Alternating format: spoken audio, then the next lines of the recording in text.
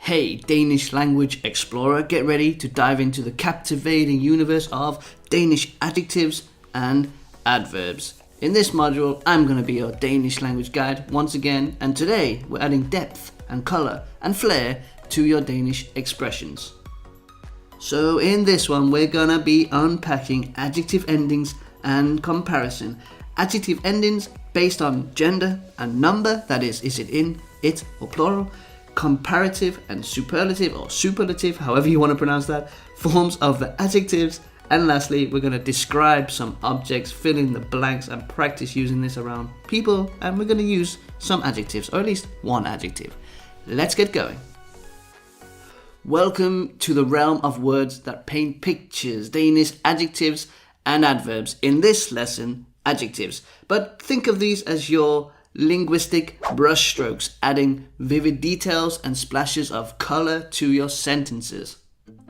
But firstly, what even is an adjective? What even is an adverb? Well, they are both words that modify or describe other words, bringing life and specificity to your sentences.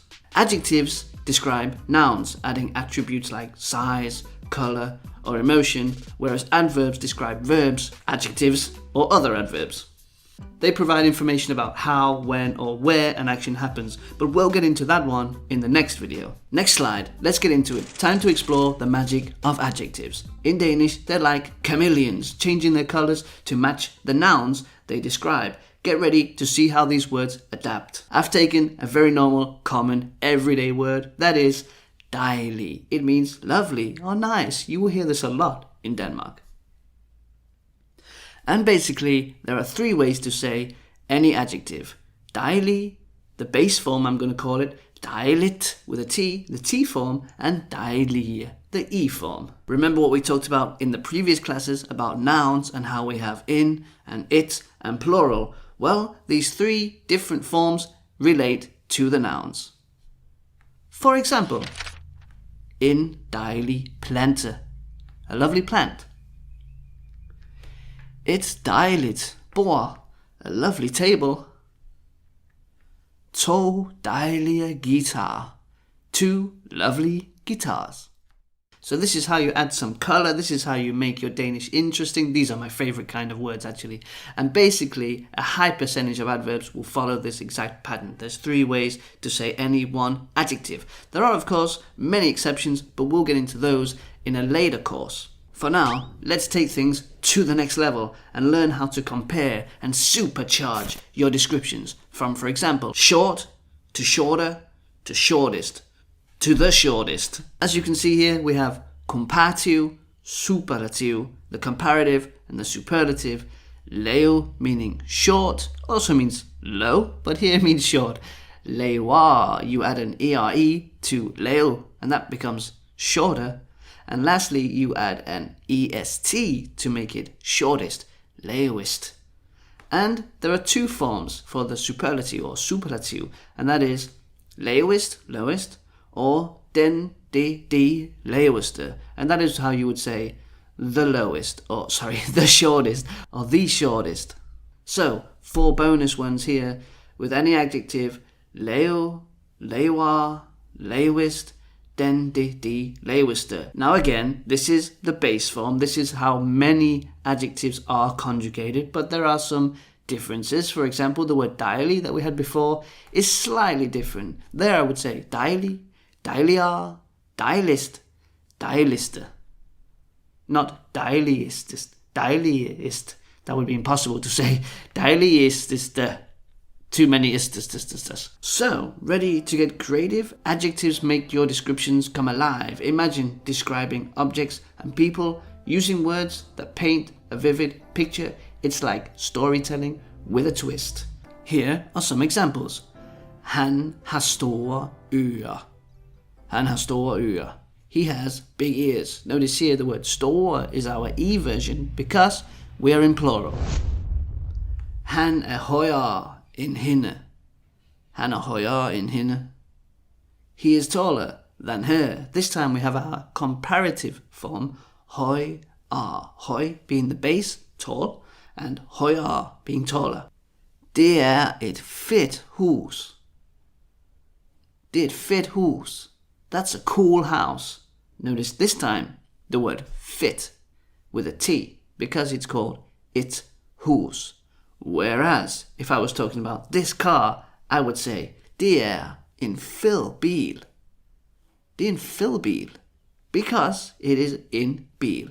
En fed bil, et fedt hus. It's your turn. Engage in hand-on exercises where you'll craft sentences with the perfect adjectives. Practice makes perfect. Let's practice with the adjective klog, meaning clever. Follow the simple pattern that we have talked about. I hope you've been taking notes, and if you didn't, go back and do that. Pause the video, see if you can fill in the blanks with all the correct forms. Come back and see how you did.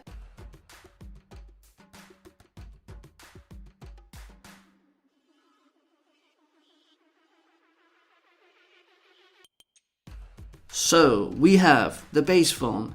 Han er en klog dreng. Han er en klog dreng. He's a clever boy. The T form. Det er klogt. Det er klogt. And although in this example we don't have any noun, we are saying it is clever. And very often when you say anything like it is this thing, it is that thing, you will use the T form. And in my brain, I like to refer to as you have the word det, meaning it, which also has a T, and that can remind you to add a T to your adjective. Like I said before, it's not always the case. There are some words, such as fantastisk, that doesn't have a T form. Det er fantastisk. Next example, det er et klogt valg. Det er et klogt valg. Of course, this time we do have a noun, and it means that is a smart, clever choice. Hun kan lide kloge mennesker. Hun kan lide kloge mennesker. This time, she likes clever people. Who doesn't, right? Mennesker is in plural, people, so kloge is our E form, the plural form. And lastly, du er ikke særlig klog. Du er ikke særlig klog. You're not so smart. This is kind of a funny expression to say, hey, shut up, what you're saying is a bit dumb. Or stop bugging me. Again, here we don't exactly have a noun as such, we have a subject, du, and I would say, whenever you're talking about a person, stick to the base form. So if you say, he is clever, han er klog, you would never say, han er klogt. Hun er klog, she is clever. Drengen er klog, the boy is clever. Remember, it would only be if you were talking about a noun that is a T noun, it something, where you would add your T. Once again, bravo, you've embarked on a colourful journey into Danish adjectives. With your palette of words and newfound skills, your language canvas is ready for you to create masterpieces. Until our next colourful adventure, keep painting your sentences with shades of adjectives. Be sure to go over to your workbook to review what we learned today. And remember, language is your canvas. You're the artist, and I'll see you in the next one. I'm your trusty guide, Liam, and I can't wait for our next video. Vi ses. Hej hej. DanishTube.